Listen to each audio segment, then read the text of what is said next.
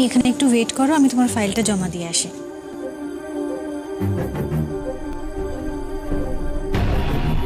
আরে ওনাকে চেনো?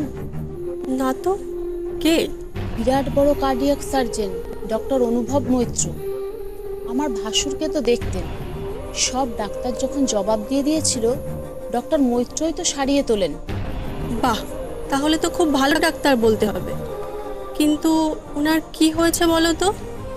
হুইল চেয়ারে কেন?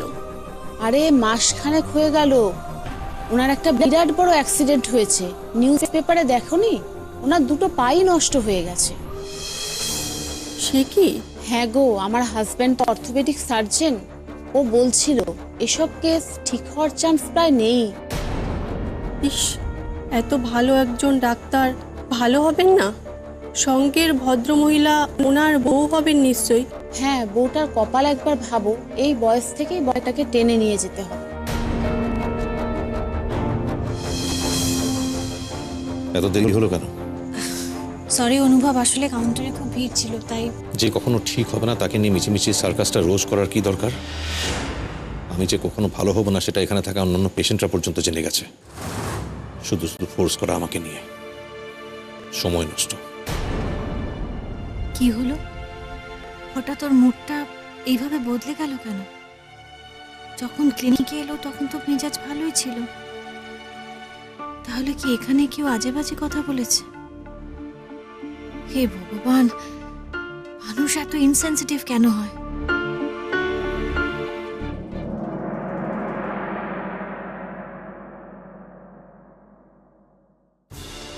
পিসিমণি, পিসিমণি! আরে কি হলো, এত চেঁচাচ্ছিস কেন? শোনো, আমি তোমাকে বলে দিলাম, আজকের পর আমাকে ওই ফিজিওথেরাপি সেন্টারে যাওয়ার কথা বলবে না। আমি শেষবারের মতো বলে দিলাম, আমাকে সেখানে যাওয়ার জন্য তোমরা জোর দেবে না, ব্যাস। রোজ রোজ সেই একই নাটক।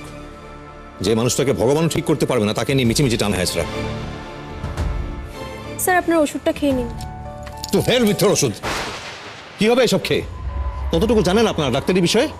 যেখানে গোটা শহরের লোকজন জানে যে ডক্টর অনুভব মৈত্র চিরকালের মতো হুইল চেয়ার বাউন্ড হয়ে গেছে।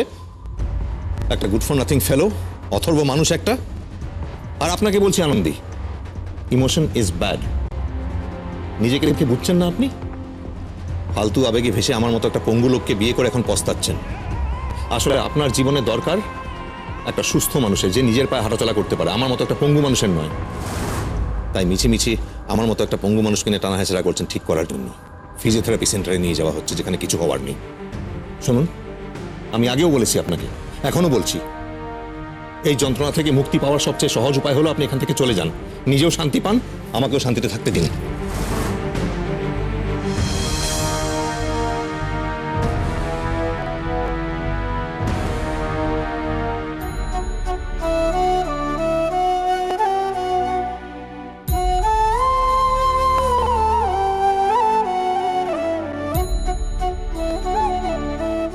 তোমাকে যত দেখি তত অবাক হই আনন্দী।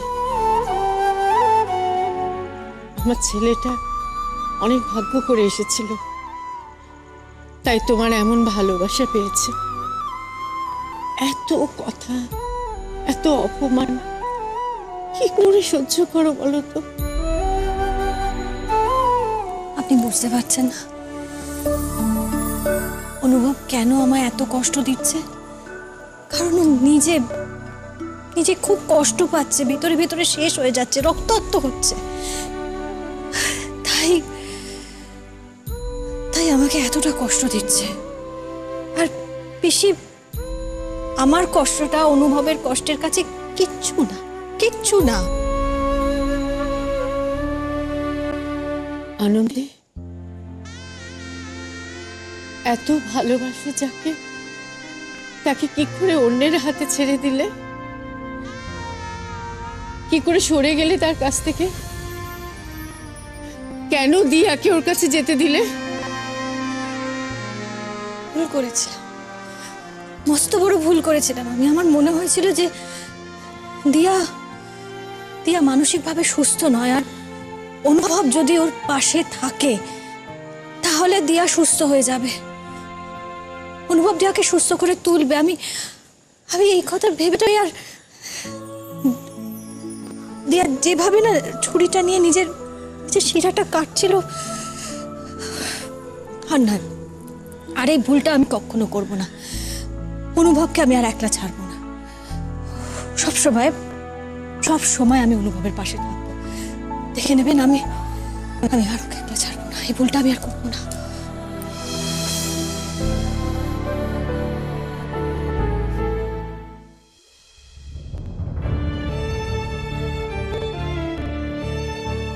আমি খাবো না। তোমাকে ওষুধ খেতে হবে অনুভব। আগের ওষুধগুলো তুমি খাওনি, এবার খাবারটা যদি না খাও তাহলে তো। কি চান আপনি বলুন তো? কতবার আপনাকে বলেছি এখান থেকে চলে যান, আপনি যাননি কেন? আর এরকম ভাবে আপনার উপরে বোঝা হয়ে থাকতে আমার আর ভালো লাগছে না, আমি সহ্য করতে পারছি না। অনুভব, আমি কি চাই না চাই তার থেকেও ইম্পর্টেন্ট হলো তুমি কি চাও। তুমি থেরাপিস্টের কাছে যেতে চাইছো না, এটা জেনেও যে থেরাপি করালে তোমার উপকার হবে। তুমি ওষুধ খেতে চাইছো না, এটা জেনেও যে ওষুধ খেলে তুমি সুস্থ হবে। তুমি খাওয়া দাওয়া করতে চাইছো না, দুর্বল হয়ে পড়ছো, অশক্ত হয়ে পড়ছো। তুমি কি করতে চাইছো? ডক্টর অনুভব মৈত্র নাকি আনন্দী মৈত্রের ওপর বোঝা হয়ে দাঁড়াচ্ছে, এটা বোঝাতে চাইছো তুমি। কিন্তু প্রতিনিয়ত তুমি যদি এটাই করতে থাকো, ওষুধ খাবো না, থেরাপি করাবো না, তাহলে তো তুমি সেই পথে এগিয়ে যাচ্ছ, সবার উপর বোঝা হয়ে দাঁড়াচ্ছ। তুমি জানো কার ওপর বোঝা হয়ে দাঁড়াচ্ছ? তোমার বাবা, মাসি, পিসি। এটা তো আমি হতে দেব না। তোমাকে খাবার খেতে হবে, ওষুধ খেতে হবে, রেগুলারলি এক্সারসাইজ করতে হবে। তুমি সেটা করবে, বুঝেছো? চলো। এটা কি অর্ডার নাকি? তোমার যদি মনে হয় আমি তোমাকে অর্ডার করছি, তাহলে হ্যাঁ, আমি তোমাকে অর্ডার করছি। তুমি কি গো অনুভব, তুমি বলো। তোমার বাড়ির লোক তোমার সবচেয়ে কাছের, তাদের কথা তুমি শুনতে চাও, কিন্তু তুমি এটা কি করলে? ক্লিনিকে তোমাকে কে কি বললো সেটা সব থেকে তোমার কাছে ইম্পর্টেন্ট হয়ে গেল। তোমার ডক্টরস, তোমার বাবা, পিসি, আমাদের কথার কোনো গুরুত্ব নেই, কোনো ভ্যালু নেই তোমার কাছে। তুমি খাবার খাবে। বললাম তো আমি খাবো না। তোমাকে খাবার খেতে হবে আমি তো অনুভব। বললাম আমি খাবো না। এইভাবে জেদ করবে তুমি? জেদ আমাকে দেখিও না অনুভব, প্লিজ খাবারটা খাও। তুমি খাবে না তো অনুভব? তুমি কিন্তু আমার জেদটা বাড়িয়ে দিচ্ছ। বেশ, তুমি খাবার খেও না। আমি একটা কাজ করছি, আমি এক্ষুনি গাড়ি নিয়ে বেরিয়ে যাচ্ছি। 100 কিলোমিটার স্পিডে গাড়িটা চালাবো, তারপর আমার সঙ্গে যা হয় হোক, আমি এটাই করব। আপনি কি আমাকে ভয় দেখাচ্ছেন নাকি? আপনি কি ভাবছেন এসব বাজে কথা বলে আপনি আমাকে ব্ল্যাকমেইল করবেন আর আমি আপনার কথা মতো সব কাজ করব? এটা ভুল। আমি ব্ল্যাকমেল করছি না, আমি এটা করতে পারি, আমি করে দেখাবো। বলা সোজা। ঠিক আছে, ঠিক আছে, আমি এটাই করছি।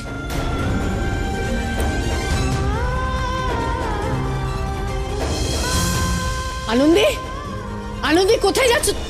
আনন্দী, অনুভব, অনুভব, অনুভব, কি হয়েছে তোর সঙ্গে আনন্দীর?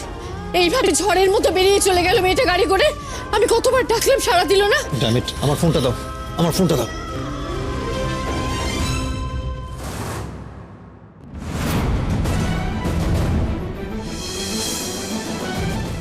ধরছে না ফোনটা? না, ফোনটা ধরো আনন্দী। কি ফোন ধরছে না কেন? কি হলো বলতো মেয়েটার? ট্রাই করছি তো, দাঁড়াও না। আমার তো রীতিমতো ভয় হচ্ছে রে। বারবার ফোন করছো কেন বলো? যেখানে আছো সেখান থেকে ব্যাক করো এক্ষুনি। কি আশ্চর্য, তুমি তো। আমি কোনো কথা বলতে চাই না, কোনো কথা শুনতেও চাই না। কাম ব্যাক রাইট নাও।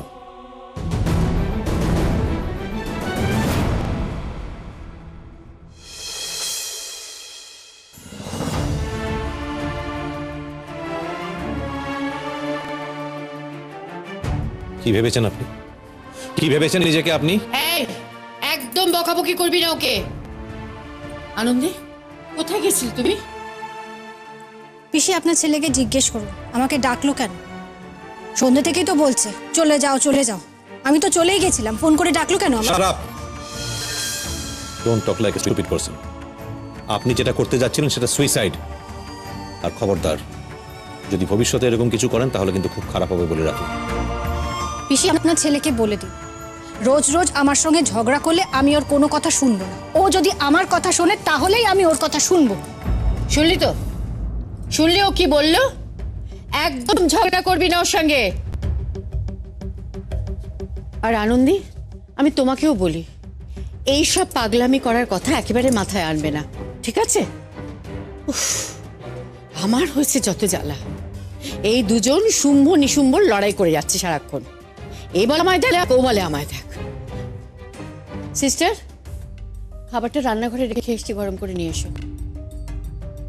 রানন্দী, তুমি আমার সঙ্গে ঘরে চলো, কথা আছে তোমার সঙ্গে।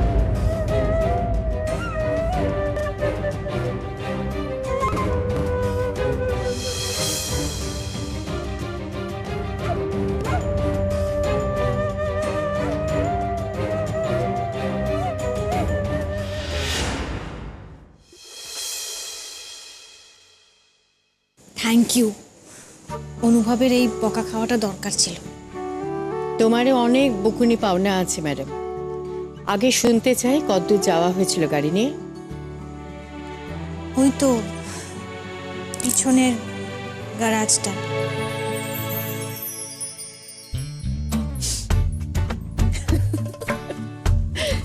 যাক বাবা, আমি রীতিমতো ভয় পেয়ে গিয়েছিলাম। এমন হুড়মুড়িয়ে বেরিয়েছে মেয়েটা, একটা পাগলি মেয়ে।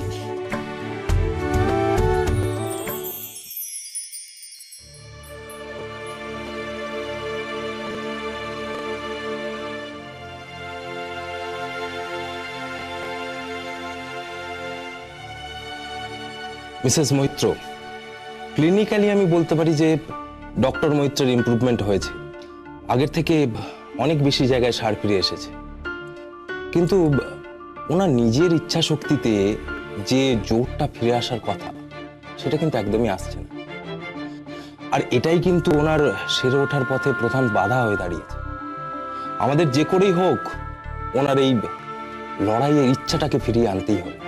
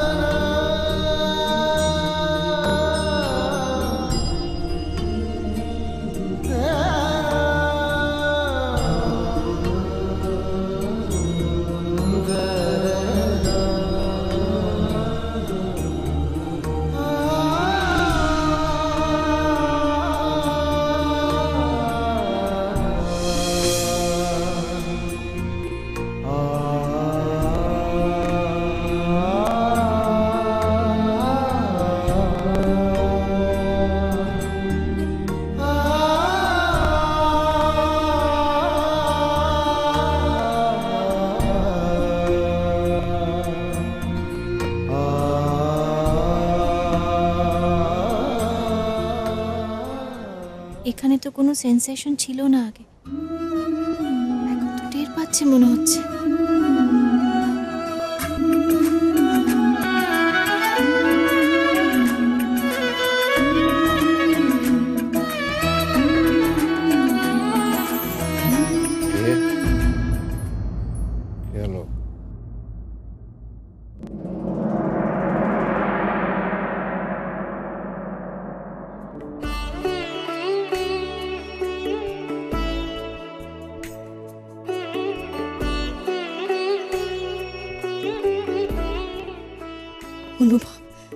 অনুভব, তোমার পায়ের নিচে সার ফিরে এসেছে। আমাকে শুধু যে করে হোক তোমার মনের মধ্যে একবার এই বিশ্বাসটা জাগিয়ে দিতে হবে যে তুমিও পারবে। তাহলে আবার তুমি হাঁটবে অনুভব, আবার ছুটে বেড়াবে ডক্টর অনুভব মৈত্র।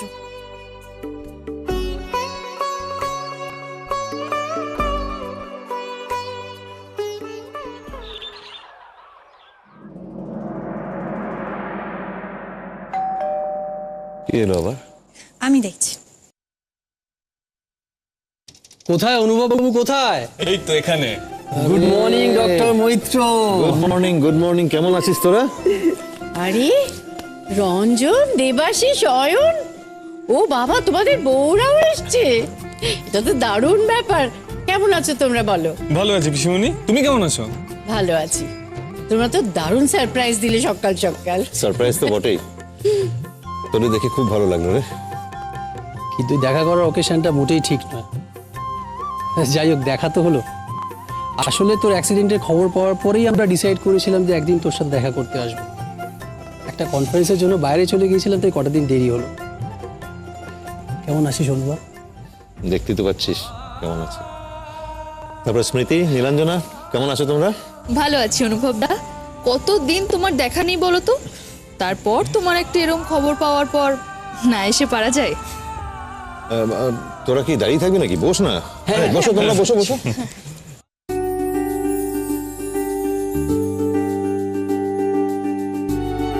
ঋষিমণি কাকা বাবুকে তো দেখছি না। দাদা চেম্বারে গেছেন গো। তোমরা আসবে জানলে একটু দেরি করে হয়তো যেতেন। আচ্ছা তোমরা একটু বসো, গল্প করো, আমি আসছি। হ্যাঁ, বলছি আপনারা কি খাবেন? চা, কফি নাকি একটু শরবত বানিয়ে আনবো? আপনি নিশ্চয়ই মিসেস মৈত্র। এটা কিন্তু একদম ঠিক করলি না অনুভব। আমাদের লুকিয়ে লুকিয়ে এভাবে চট করে বিয়েটা করে ফেললি। ভাবিস না আমরা এভাবে তোকে ছেড়ে দেবো। আমাদের কিন্তু একটা জমিয়ে নেমন্তন্ন প্রাপ্য আছে। আসলে অনুভব দা, তোমার বউকে দেখা লোভ সামলাতে না পেরে আজ আমরাও তোমার বন্ধুদের দলে ফিরে গেছি। আচ্ছা চুপ করে আসিস কেন? একটা প্রপার ইন্ট্রোডাকশন তো নিজের বউয়ের সাথে করা। ও রঞ্জন, ও দেবাশিস, আর অয়ন। আমরা মেডিকেল কলেজে একই ব্যাচে ছিলাম। আর ও হলো দেবাশিসের ওয়াইফ নীলাঞ্জনা, আর ও স্মৃতি, অয়নের ওয়াইফ। আর শুনুন, আপনার এই হাজবেন্ডটি আমাদের পরীক্ষায় কখনো কোনোভাবে ফার্স্ট হওয়ার সুযোগ দিত না। কারণ জানেন, সব সময় সেই জায়গাটি দখল করে থাকতেন।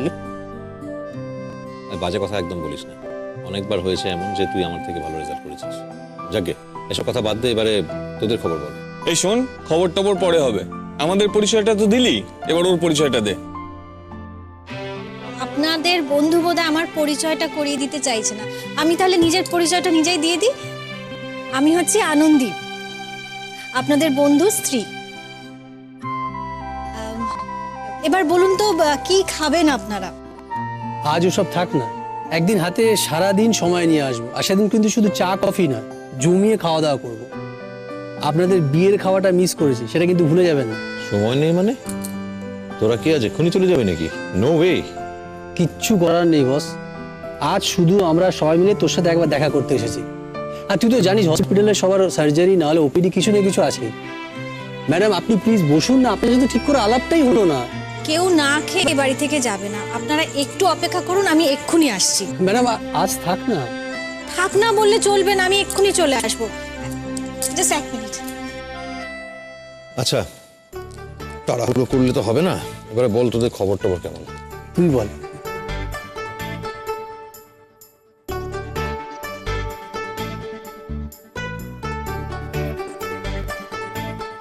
মিসেস মৈত্র, আপনি কিন্তু আমাদের বন্ধুদের কাছে ওয়ান্ডার। আসলে আমাদের এই ব্রহ্মচারী অনুভব যে কোনোদিন কাউকে বিয়ে করবে, আমরা তো সেটাই বিশ্বাস করতে পারছিলাম না। আহা, কে বলছে দেখো, নিজে আজও কার্তিক ঠাকুর হয়ে ঘুরে বেড়াচ্ছে। দেখ, আমি কিন্তু ব্রহ্মচারী নই, রীতিমতো খোঁজে আছি সাধন সঙ্গিনী। আচ্ছা এবার গল্পটা একটু ডিটেলে বলুন তো, কিভাবে আলাপ, পরিচয়, প্রেম সব কিন্তু ডিটেলে শুনবো। যেদিন আপনারা অনেক সময় নিয়ে আসবেন, সেদিন বরং আপনার বন্ধুর থেকে সব গল্পটা শুনে নেবেন।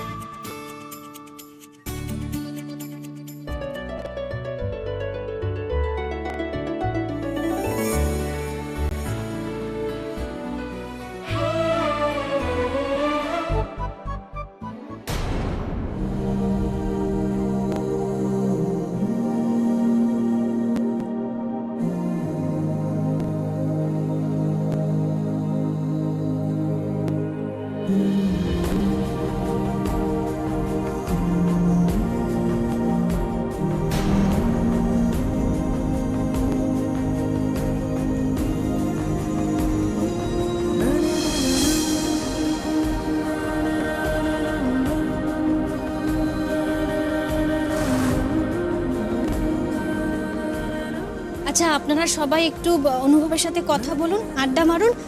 আমাকে আসলে একটু বেরোতে হবে, একটা কাজ আছে। কাজ মানে অফিস টফিস নাকি? আনন্দী আসলে একটা প্রেসের মালকিন। আরে না না, সেরম কিছু নয়, আমার বাবার প্রেস, আমি শুধু দেখাশোনা করি। আরে বাবা, প্রেসের মালকিন, এ তো দারুণ ব্যাপার। আচ্ছা, আপনাদের প্রেসটা কোথায়? ওই তো বৈঠকখানা বাজার। তার মানে এখন নিশ্চয়ই ওখানেই যাচ্ছেন। তা কিসে যাবেন? চলে যাব। আমি কিন্তু আপনাকে লিভ দিতে পারি, আমি তো মেডিকেলে যাব। না না, তার প্রয়োজন নেই, আমি ঠিক চলে যাব। আরে আরে শুনুন, পেট্রোল বাঁচান, পেট্রোল বাঁচান। দুজনে যখন একই দিকে যাবেন তাহলে খামোখা অন্য গাড়ি নেওয়ার দরকার কি আছে? একসাথে চলে যান। যাও না আনন্দী, তোমার তো সুবিধাই হবে।